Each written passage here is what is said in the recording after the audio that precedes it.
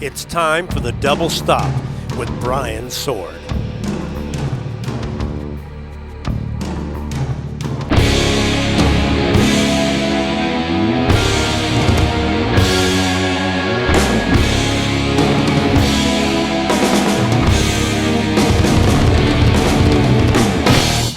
Welcome to the Double Stop. I'm Brian Sword. This week, I'm talking to drum legend Carmine Appice. Carmine was a great guy to talk to, mainly because he's earned the right to speak freely and say how he sees it. One more note before we get started. Carmine was kind enough to give me a full hour for this interview the night before he had to catch a very early flight, and for that, I'm very grateful. We went through most of his career, well, as much as you can do in an hour. His career does span almost 50 years. I'm sure there's still tons left for him to talk about in his upcoming book.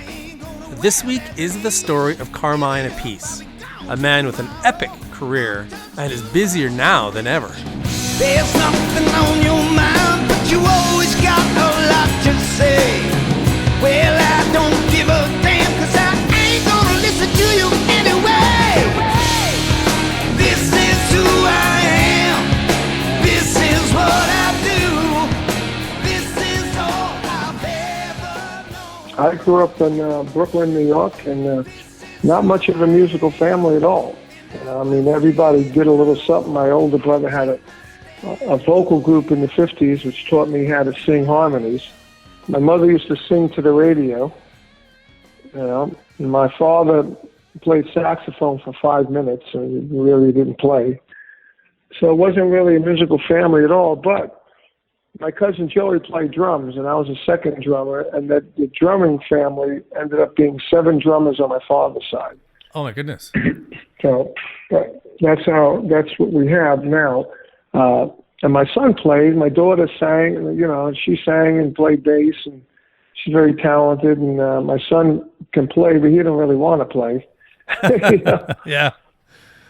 But it's like, so really, I was the second in line of the musical family that came later. With this, the family of drummers, who was it that inspired you originally to start playing drums? Well, it was my cousin Joey. He's the one that had had a drum set, and whenever we went to his house, for holidays, we would end up, I would end up banging on his drums, pretty much.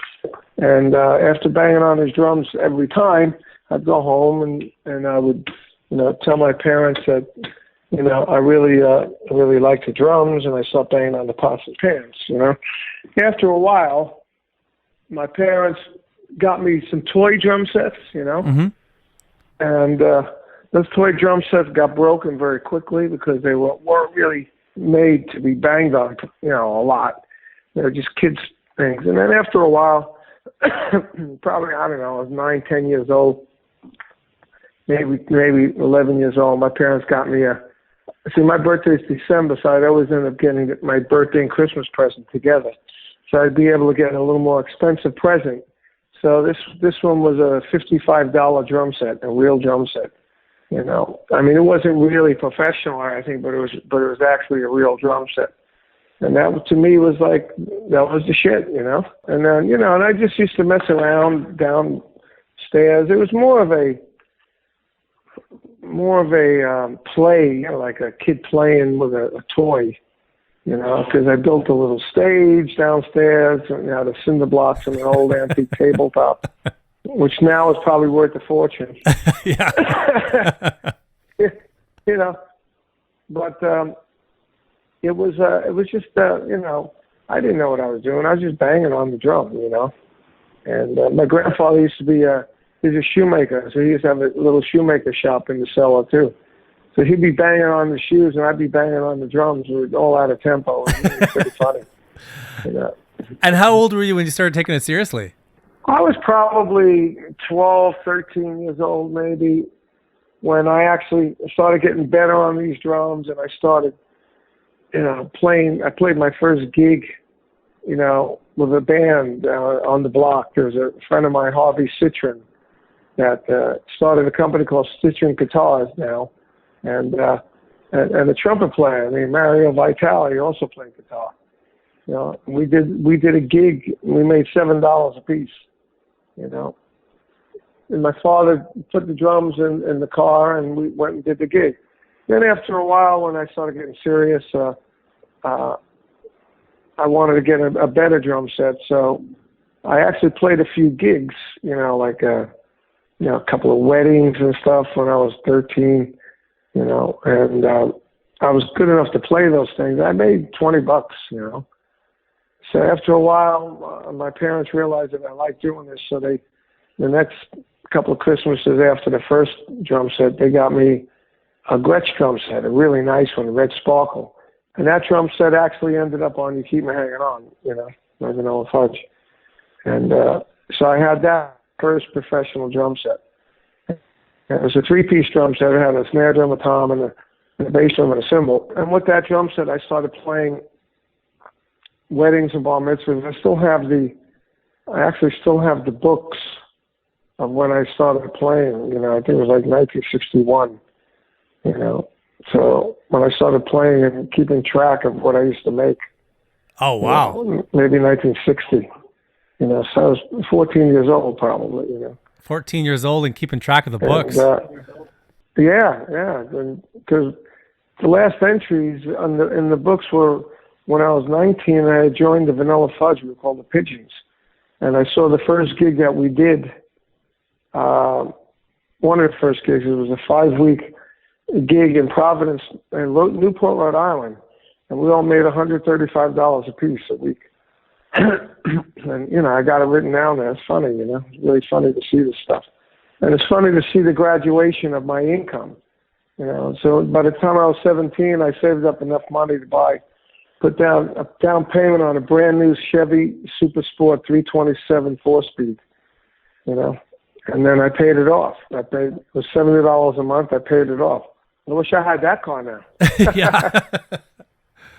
And in terms of Vinnie, when did he start playing drums, and did you help him with that, or did he find it from somebody else with a big drummer family? Well, I sort of helped him. First of all, I left the drum set at home for him. I left a drum set at home because I got endorsed by Ludwig. And, yeah, I really had nowhere to put the drum set, so I left it at my mother's house, you know, my father's house. So Vinnie started banging on that when he was about 8 or 9 years old, you know.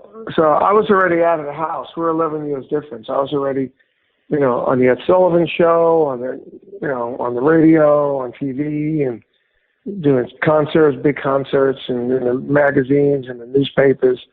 So he was like seeing me all over the place, and my mother and father used to come to our gigs. They'd take him with them, and then he would start saying to himself, I want to do this. This is great. Okay, this is fun. So then he started banging on the drums, and I heard one day I went home and I heard his talent. And my mother said, how is he? I said, he's pretty good. She said, what should we do? I said, we should send him for lessons where I went, to the same teacher. So we did. He was like 9 years old. He studied for 3 or 4 years. By the time he was 12, 13, he was awesome. You know, he was really, really good. He really talented and really had the passion. And he really practiced and did everything he was supposed to do. You know, and by the time he was 17, he was out on the road with Rick Derringer opening up for Aerosmith at stadiums. You know, and he had played a show with John Lennon as well. Oh, wow. You know, so you know, it was pretty good. I helped him, you know, by like in 71, he was probably 13 or 14.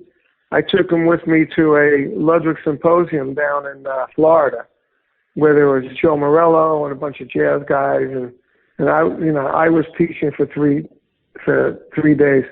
So, you know, it's a camp, basically a camp, you know.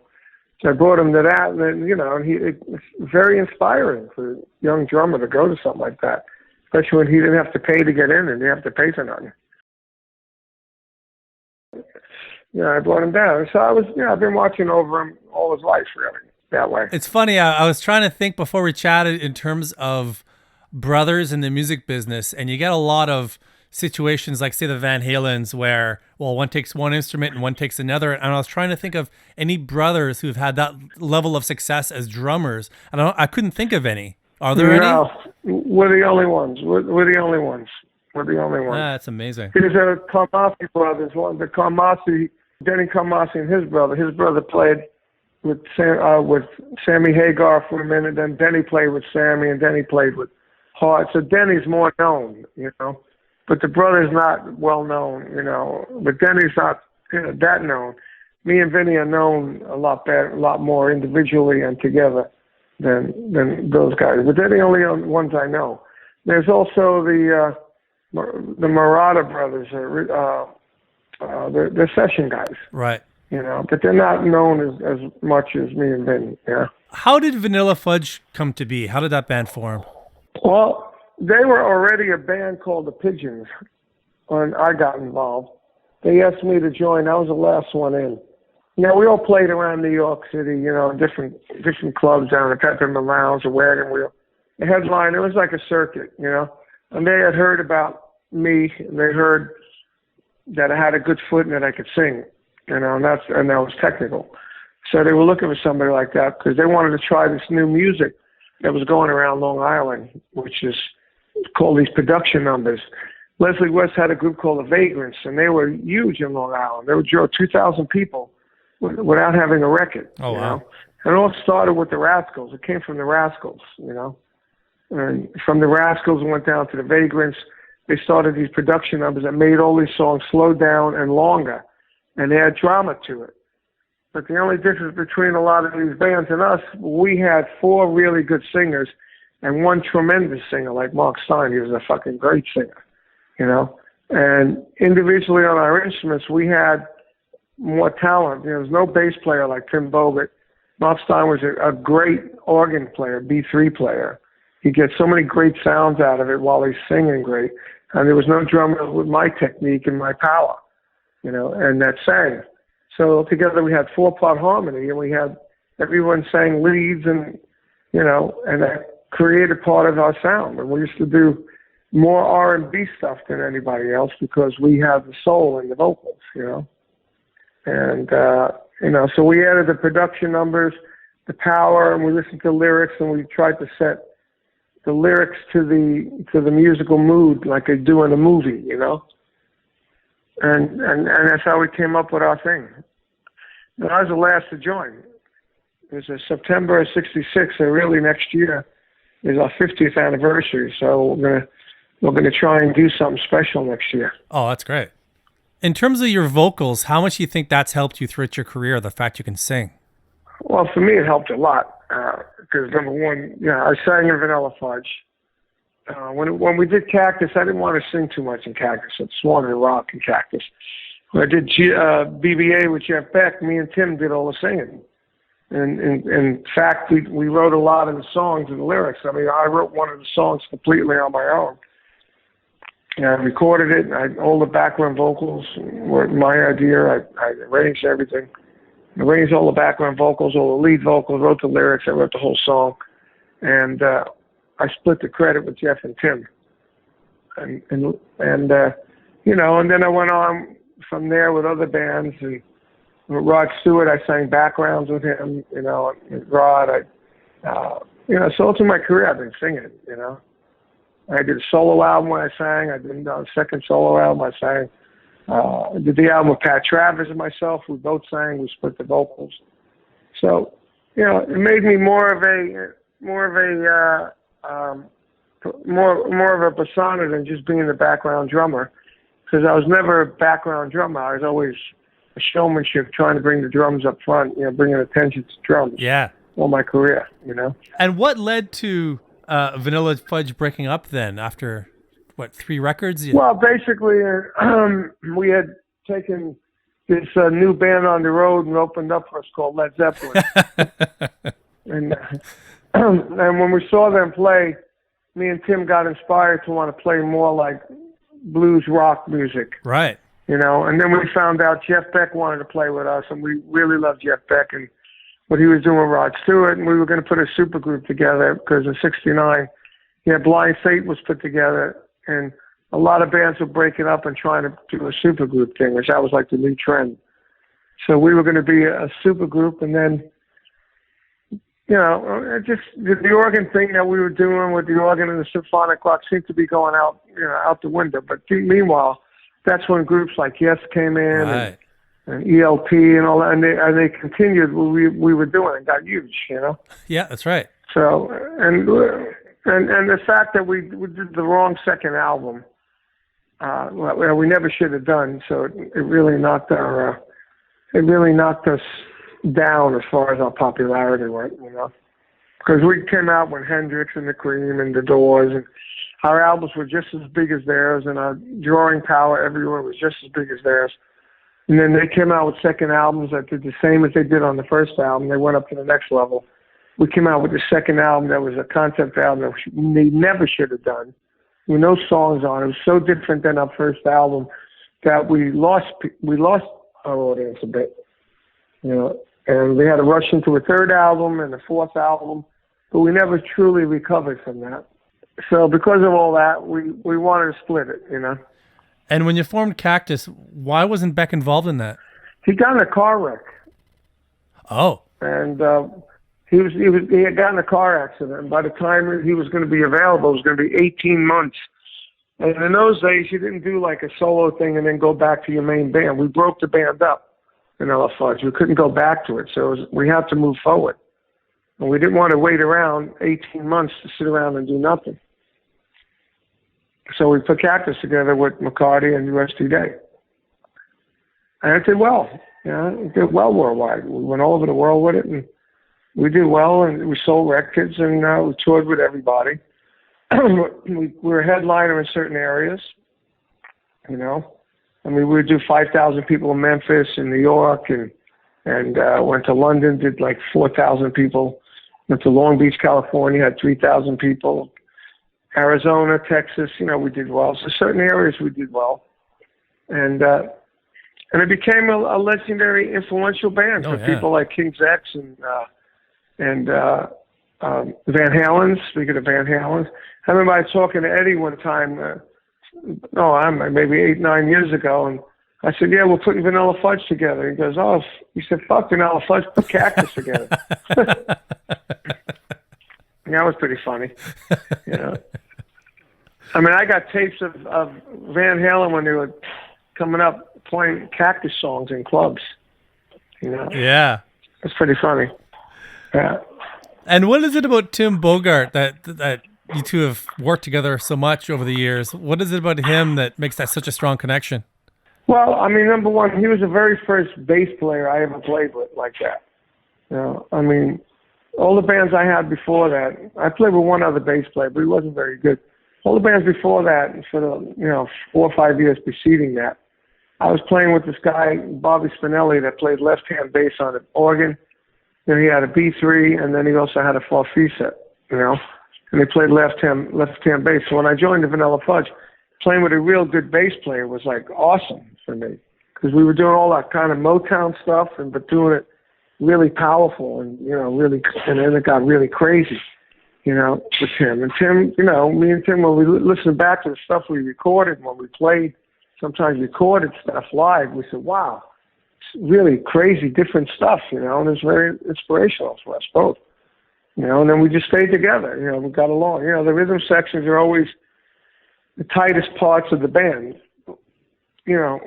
physically and musically. I guess mentally too.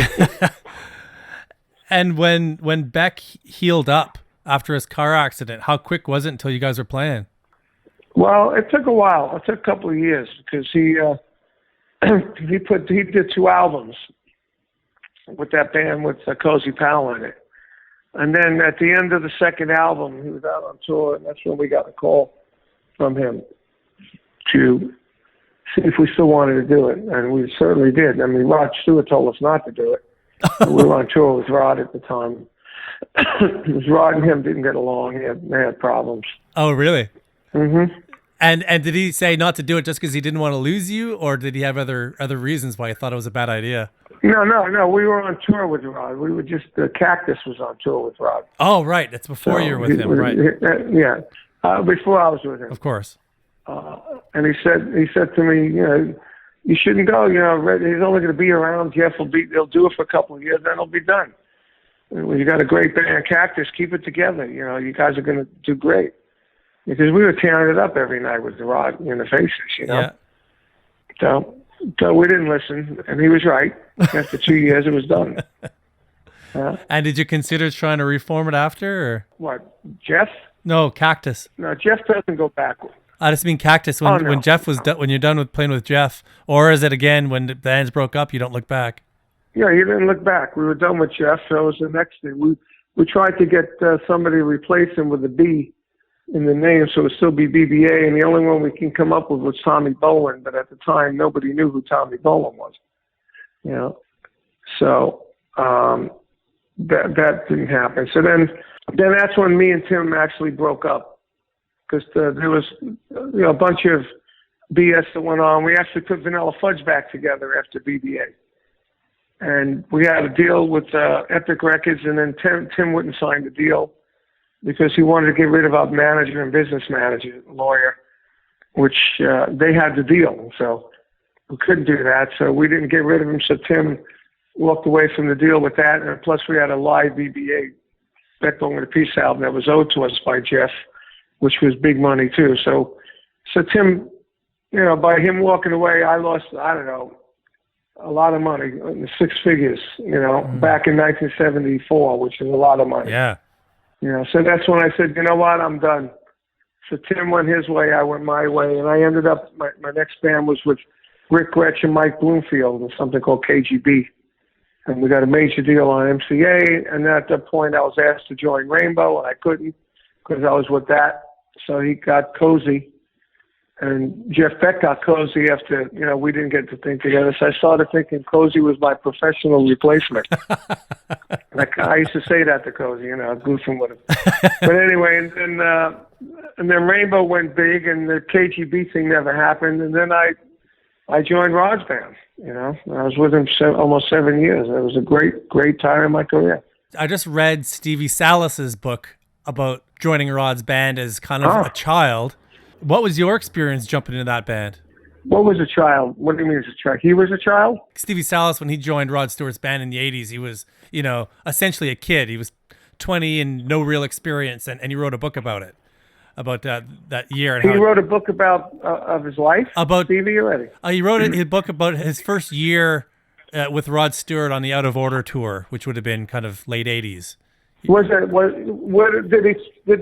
he self-publish that book? I never heard of it. No, it's got a publisher. It just came out. Maybe 6 months ago. Really? Yeah, it's an interesting read. Yeah.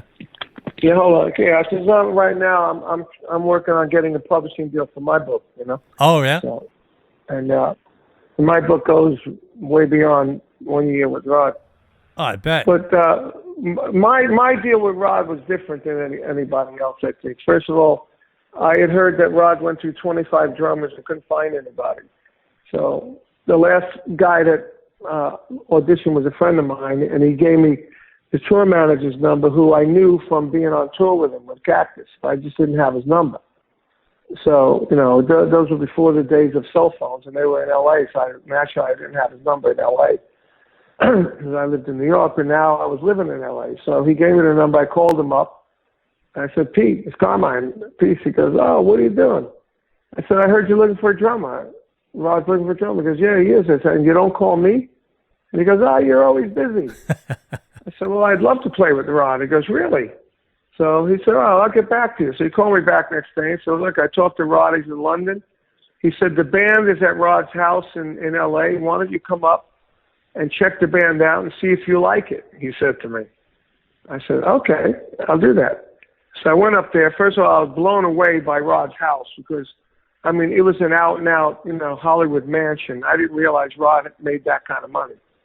Okay? You know, had the giant gates. He lived right next door to Gregory Peck, you know? Cool. And I was just blown away by the house. His guest house was as big as my 3,000 square foot house that I had in the Hollywood Hills, you know. And I had a beautiful house, and it looked like a guest house. Anyway, so I went in. I knew some of the guys. I had played with Phil Chen on Jeff Beck's Blow by Blow album, you know, which I was on initially. And I was taken off because we couldn't work a deal out. And then I met this guy, Jim Cregan, when I played with John Lord at the London Palladium. We did a show with Ashton Lord that lasted the big bands. It was a show that we rehearsed all week and played. And I played with Ian Pace, and Jim Cregan was one of the guitar players.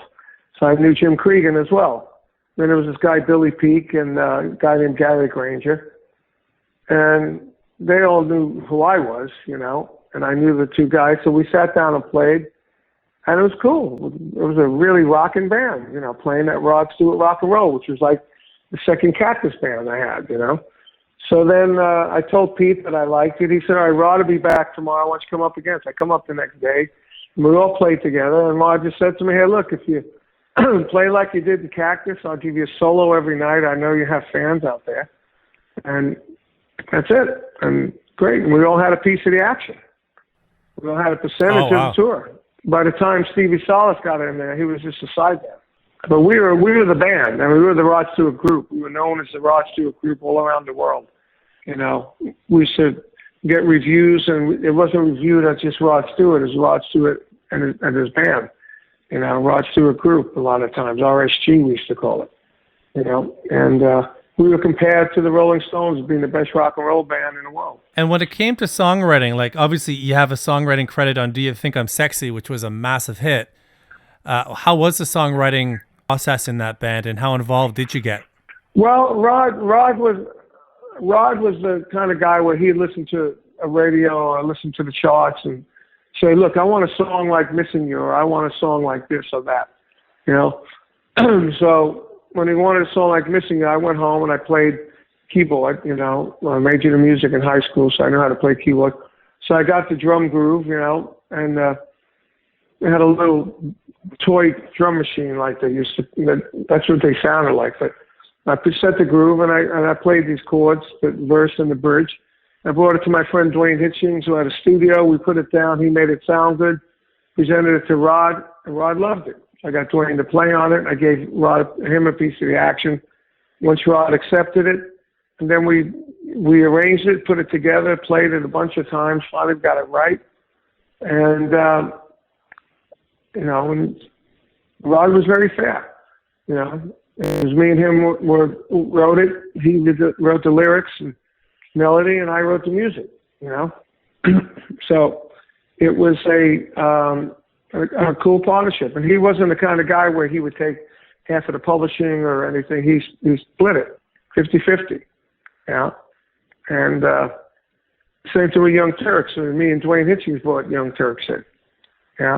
So you got me and Dwayne and Rod, and then Kevin came up with a line, and he gave Kevin, it was supposed to be 10%, but it ended up being an equal share. And what I found out, which wasn't right. But anyway, so he was pretty fair. I mean, Rod was great to work with for me. I just went to his 70th birthday party. And I didn't see Stevie there. But he had the whole original Rod Stewart group. Oh, really? Yeah. Uh-huh. And you guys had a great run together. What made you move on? Well, it was weird because in those days in '82, Rod was doing a lot of coke and drinking a lot, and this guy Jim Cregan ended up being jealous of me because I was always like second in command. Matter of fact, Rod fired the whole band at one point and just kept me. And then we put a whole new Rod Stewart group, not Volume 2, together. And then I'm the one that said maybe you should keep Cregan. So he lived in L.A. because he knows all the keys and everything. It'd be easier to show all the other guitar players all the old stuff. So I brought him back in. And in the end, he sort of backstabbed me, And, he was always in Rod's ear. We used to call him the Fots. Cregan was the Fots. He was the friend of the stars, the Fots. He's still friends with Rod. He's godparent to one of his kids, and he's always in Rod's ear. Always, and he was putting me down. And on that last album we did, the one with Young Turks, it was supposed to be produced by Rod, co-produced by me and Jim. And Jim talked to Rod, cut my production out. And that pissed me off. And then Rod said, hey, there was a rumor going around that I was going to join Led Zeppelin.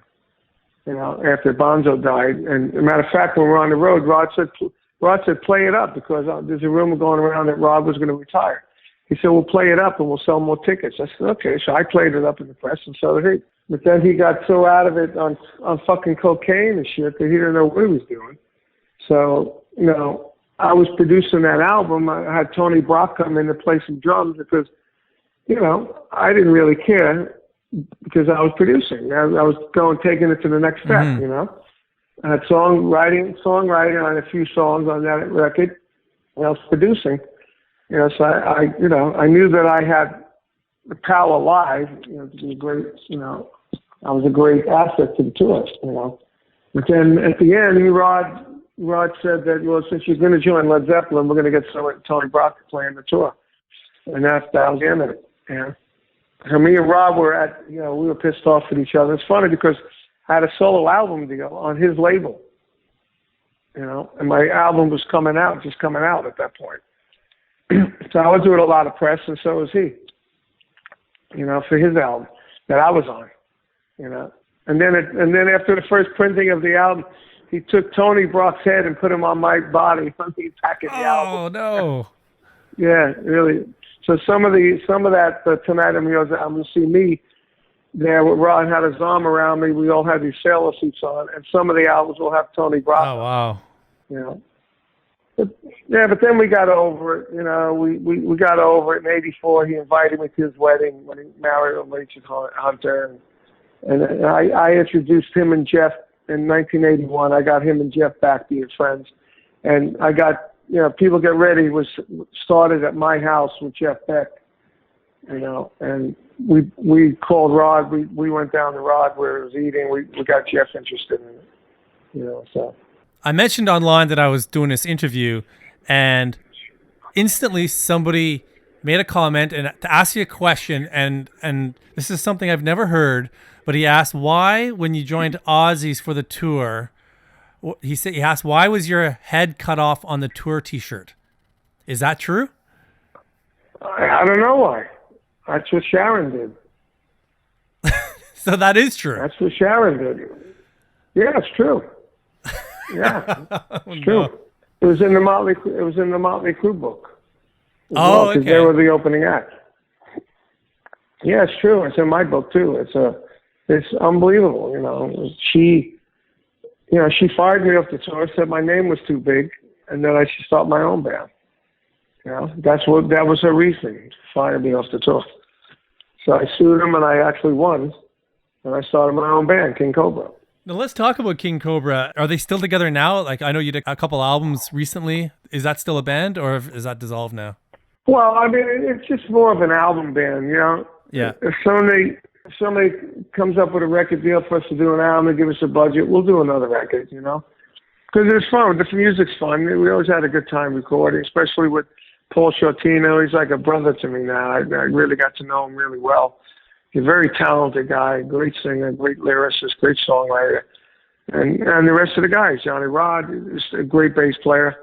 Nick Slater and Dave, Michael Phelps together, a really good guitar team, you know. And we always come up with cool songs, you know. I think those two albums we just did are better than the old ones. And we did videos and all that, you know. I wish we had that combination of songs back in the day, you know. But we didn't. So I did it, but because Capitol Records never really did their job right. So the band never got really big, but it had all the makings of being a big band. Same thing with Blue Murder. Blue Murder had all the makings of being a big band, but there was no management there. And it failed because, you know, you have everything. Everything's got to be working to be a big success. You have to have the right manager, the right record company, right material, the right musicians, the right everything, you know? Like, I absolutely love that Blue Murder record. Yeah, it's I do one of my too. all-time favorites. And I do too. There was a lot of hype when that came out, with John Sykes just coming out of Whitesnake and just the rhythm section. Yeah. Like, it was a great supergroup. Yeah. And you credit it to management? You yeah, think? Oh, yeah, definitely. We didn't have any management. The management was John's brother, his father-in-law, and some marketing guy and some attorney. It was bad. And we ended up firing them. We were on a 12-city Bon Jovi tour, and we had no management, and the record was out. You know? So, really, that's why I'm really convinced, you know, That's why we didn't make it. We had nobody to control us and nobody to control the record company. You know, and you really need to have that, you know. But, you know, it was an amazing band. I tried to get Blue Murder together for 12 years. I gave up like 2 years ago. And when John Sykes left Thin Lizzy lately, I thought it was to do Blue Murder. And then we just can't get him out of his freaking house. You know? So I gave up. So the closest thing was the Rated X thing me and Tony just did, because it sounds like Blue Murder a lot of times, you know. You know, it's the same. It's cut from the same, you know, diamond, you know. You know, me and Tony sound like the Blue Murder rhythm section, and Carl Cochran, heavy guitars, and Joe's voice has that same vibe, you know, except 20 years too late. Well, okay, so for the Blue Murder record, for the second record, how much of that record did you play on? I played on about 9 of the 12 tracks, I believe. And then why did you... that was weird. The whole thing was weird because at the end of the Blue Murder first album and tour, you know, we were all set up for success. We weren't set up for failure. Mm-hmm. Okay? And failure, the album went up to number 50 in the American charts, did fantastic, amazing in Japan. We were huge in Japan. But we did nothing in America, and we never went to Europe because we had no manager, you know? And so after it was all said and done, it was like, you know, what do we do now? You know, we have another album to do. Grunge was coming in. Yeah. You know, and John sort of went into this almost like depression because that was his baby. So he didn't come out of it for like a year and a half after the tour. By then, the grunge was coming in, and I was like, well, look, you know, I had a wife and 2 kids at the time. I needed to make a living. So I started doing some Vanilla Fudge stuff and, you know, doing clinics and everything. And John just felt that, you know, I wasn't focusing on Blue Murder. But I mean, how can I focus on Blue Murder if I wasn't making a penny from it? So it was sort of like, you know, sort of like a thing, well, fuck it, you know, I'm going to go do my thing and John's going to sit around and sulk. You know, so Tony was still around. John kept Tony on a very small salary, and then they went to a few drummers and they couldn't get it together, and they decided to start the next album. And then the producer Mike Stone called me. He said, "Look, we're having problems getting the drum parts we want. John really loves the way you play, so can you come back and play on the album?" Ah. So I went back as a session man. I got paid session fees through Geffen Records. Yeah. So that's why it's a bit confusing. So I did 9 songs, and then you know, and then I joined Ed DeWinter's band, and I started going out on the road with Ed DeWinter. So I think maybe I wasn't available for the next those last 3 songs or something. You know. Now I just talked to Jeff Watson. And I had Bob Daisley on about 6 months ago, and both talking about Mother's Army, and both had such fond things to say, fond memories. What was your side of things on Mother's Army? How do you feel about that project? Well, the first album was done over a period of time, and it was my idea. I put it together. You know, Bob Daisley was from an old friend of mine before Ozzy and during Ozzy and after Ozzy. And I used to see him and talk to him. And I called him up and said, why don't we put a Blue Murder kind of band together? You know, and this was like 91. You know, it was right after we did that Blue Murder record, second one. And then he said, yeah, how about who else could we get? We knew that Jeff Watson had just left Night Ranger, so what about Jeff Watson? He's a fucking great guitar player. So we got a hold of him, and Jeff said, look, I got a studio up here. You guys should come up here and everything. So Bob was in Australia, I believe. So Bob flew himself to, he might have been in England at that point, but he flew himself to San Francisco, and I drove up from L.A., and we got together up there, and it was fucking great. Jeff had this, like, thing he called a camp. He had a studio upstairs in the attic. he had bedrooms to stay in. He had a beautiful house in the country in Sausalito. I was like, hey, this is great, you know. So we went up there and started working. And then Jeff had a solo album we played on. And that's where I also came up with my idea to do my Guitar Zeus records up there. We were going to call Mother's Army Zeus. And, you know, I had, and then we decided on Mother's Army, you know. And I don't know why we decided on that name, tell you the truth. Now I think about it. But, you know, so we recorded a lot of stuff. We had a local kid singing. And then when we got a deal, I believe Warren Wyatt got us the deal in Japan. And so when Warren got us the deal in Japan, we said, well, we need to get a named singer. So I knew Joe and Bob knew Joe, and we called Joe, and Joe was available. He came out and he sang, and he made a big difference on the vocals than the kid we had. And we actually went on the road with the kids, you know, just to test the waters, and we had no album out, you know, and it was a disaster because we were right in the middle of that grunge thing, and we were like dinosaurs, you know. Nobody came to see us, and you know, I remember my tour manager said, well, look, if we do this gig, we're going to lose $3.5 grand. If we don't do it, we'll lose $2 grand. So what do you want to do? I said, well, let's not do it. You know, and then we just said, fuck this. And then we started working for a record deal, and we got the record deal in Japan. And we worked the first album, and the first album was great. Bob wrote a lot of the lyrics. Jeff wrote some lyrics.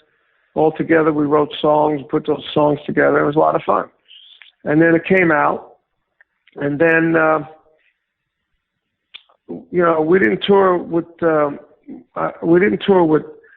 Mother's Army. We went to Japan with Jeff Watson, and me and Bob went just to have fun. And that started me off going to Japan in the 90s, where I almost lived over there for a while, you know, and because the grunge thing was taking over America. And we couldn't get anything going on here, you know. The record deals were abundant over there. And that's when I came up, but I said to Jeff, I said, Jesus, man, you come out of Night Ranger, you get a solo deal. I mean, I've been in all these big bands. I did a solo deal in 82, and now it's, you know, 92, and I've been trying to get another solo deal, and I can't get it. I said, maybe I should do a freaking guitar album and call it Guitar God to get all my friends to play on it. And then when I went to bed that night, I was thinking, Guitar God. So it's like Guitar Zeus. I said, wow, that's a fucking cool name, Guitar Zeus, you know? Mm-hmm. And I thought about it, and I said, okay. And then I started thinking about it, and I ran into Ted Nugent, I ran into Brian May in different places. I asked them if I did an album called Guitar Zeus, would they play on it? And they both said yes. I knew I had them, you know, and I couldn't find anyone to do it until... Yeah, this was going on in my head before we did the album for Japan. And then Warren put the album for Japan together for Mother's Army, and I asked him, I said, look, I have this other idea. He said, oh, I can get that deal. So then he got me a deal after the first Mother's Army album, you know, and Mother's Army had another record to do for the label. And then they had a falling out with Warren, and I got a new record deal from Warren to do Guitar Zeus, you know. So I was doing the second album, and this time I let Jeff, Bob, and Joe sort of take it in their own direction. I didn't really, because I was real busy working, writing songs and putting my song ideas together for Guitar Zeus. So I was just more like into that, because I wasn't into the second album as much, you know, because it was more like a Pink Floyd album, you know. Mm. Real spacey and really easy drum parts, and I wasn't really that into it. I was into, you know, more playing and more like the first album. So then I sort of left when I got Guitar Zeus going. I was playing with Edgar Winter, and I was doing that on the side. And then we got the Guitar Zeus record deal, and then I left to pursue the Guitar Zeus albums, which I made a lot of money on, and it sold pretty well around the world, you know. And it really made me a whole different kind of thing. So I was producer, writer, you know, artist, and I was a drummer doing a guitar record. It was really a unique thing. I always like to do things differently, you know? I never like to do the same old stuff like everybody else, you know? So that's how that happened. And do you think you'll do another one? Probably not, because it's too expensive, you know? I mean, I had gotten $140,000 and $200,000 for one, and the first one and the second one.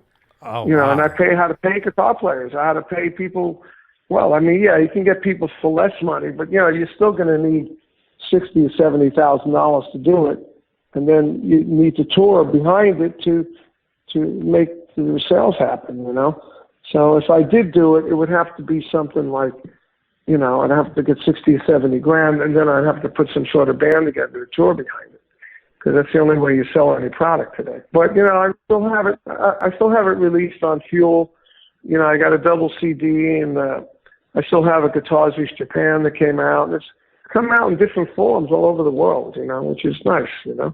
When you came to form Rated X, and you've got an ex-member of Blue Murder, and you've got your ex-singer in Mother's Army, what was the process of landing on a guitar player? Because it was an interesting choice.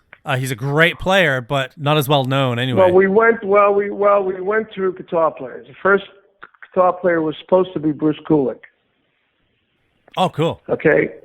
Yeah. And we were putting it together with him.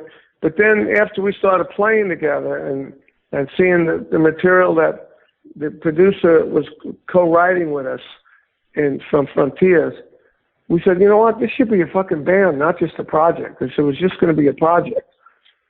You know, like Frontiers has 3 or 4 of those projects out now. Yeah. But we thought that together we could, you know, the power, the strength in numbers, we can go out and make this like a mothership. You know, make it a big band for today.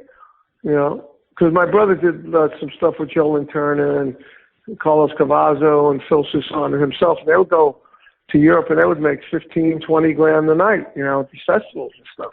So we figured we could do that, you know, with this as well. So, but then Bruce said, I play with Grandpa Growler and I can't really commit to something like that. So then we said, okay, well, if you can't commit, then we have to get somebody else. So then we got Jeff Watson, actually. When we got Jeff Watson, we thought it would be cool because we thought Jeff would be, you know, a perfect kind of guitar player for this. Mm-hmm. It ended up being it wasn't, because I don't know what happened to Jeff, but we gave him 2 tracks to play on, because we gave it to him like in January. At the end of February, we were going to do a video. So we needed the guitar tracks done on it. We had the vocals, the bass, and the drums, and we needed to have the guitar tracks. And after 3.5 weeks, he still hasn't gotten anything down. You know, I even set up one of my roadies, who's an engineer, to help him. You know, he paid him, and it still couldn't get it together. So we said, well, you know, this is bullshit. You know, if he can't get 2 tracks together, how long is it going to take him to do the album? We'll never get it out, you know. And we were having a lot of technical difficulties anyway, because nobody was in the same room when we recorded that album. I did the drums first, sent it to Tony, he did the bass. We would talk over the parts first, and he would put his part on. And then we'd send it to Italy. The producer engineer guy would, you know, do what he had to do, and then he'd send it to Joe. Joe did the vocals, and we sent it to Jeff, you know, so there was all that shit going on, you know, and everybody had a different Pro Tools rig, and, you know, it was just a lot of technical bullshit, you know. So we said, well, we'll never get this thing out. You know, we were already like 4 months into it, you know, and we had everything but the guitars. So then Joe said, look, I don't think Jeff's going to work out, because we had this video shoot coming up. We needed to get these tracks done and do the video. So Joe said, I got the perfect guitar player. We don't have a big name, but he's awesome. So we said, well, let's have him try it. So he put the guitars on those 2 tracks that Jeff was doing in 36 hours. Did it. And did an amazing job. So this guy's it. He's in. Screw it. He don't have a big name, but, you know, Rated X will bill his name, you know? Yeah. And so we put him on there, and he was great. We did the video, we did the EPK, we did everything with him, photos and all that, and then he was doing the tracks on the 7-track I saw him play at the Iridium with Flavor Flav. The next day, Carl had a stroke, and I was there in the call. So then we had to get Joe's friends from Europe, two guitar players to finish the tracks, and then we handed it in, and then we put it out. We've been trying to get gigs, but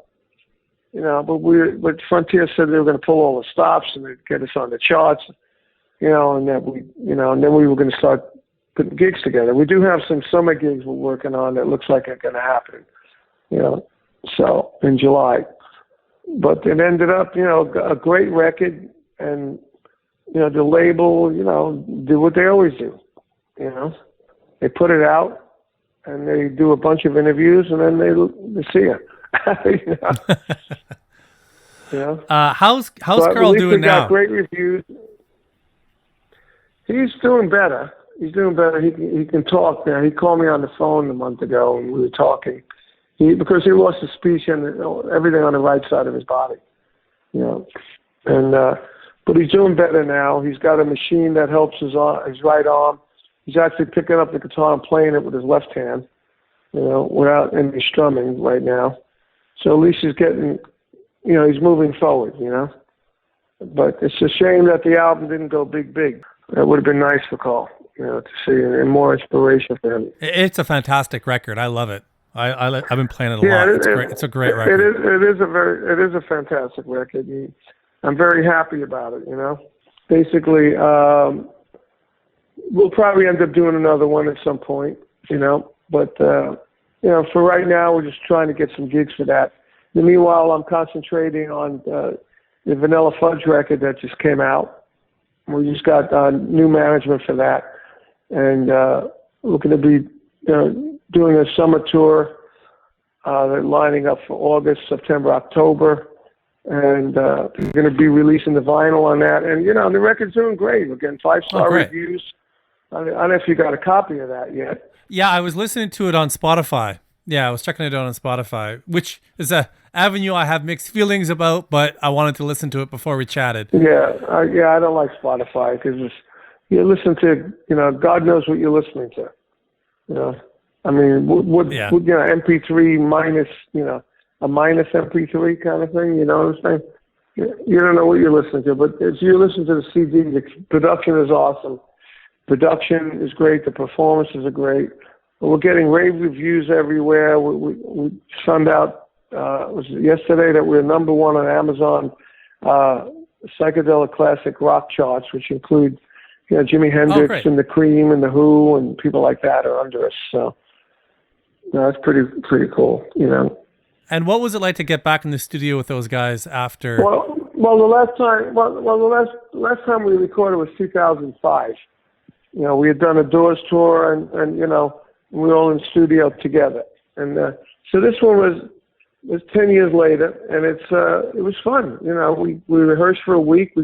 We had ideas of the arrangements we were doing. Each of us came up with different ideas for different songs. And Mark came up with 2 or 3 himself, and then I came up with 1 or 2, and then we arranged stuff, and while we were rehearsing it right in the studio, and then we recorded it in the same studio, and it came out really, really great. And we mixed it with a guy in Jersey that it was a friend of Carl's, actually. He was going to try and mix the Rated X album, but Frontiers wanted Pat Regan to mix it, but they wouldn't pay for it. We had to pay for it. It's fucked up. These guys are crazy, But we wanted to sound as best we could. And Pat, I worked with Pat. He did all my guitars and stuff. And Pat's awesome. He mixed Pat. He mixed me and Pat. There's 2 albums I did with Pat. He did Vanilla Fudge with Orchestra. He did Cactus albums. I worked with him on various, probably a good dozen albums. I love him. So we got Pat to mix it. I think he did the Stuart Smith record you're on too. You did a couple songs on. I think he did that as well. Yeah, I'm not that crazy about that Stuart Smith album.